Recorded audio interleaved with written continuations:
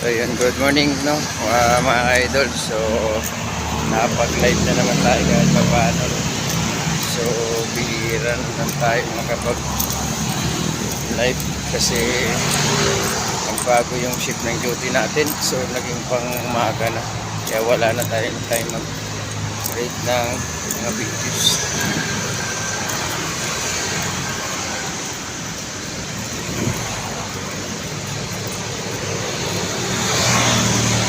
So yun nga pala mga idol no. So good morning din sa inyo no.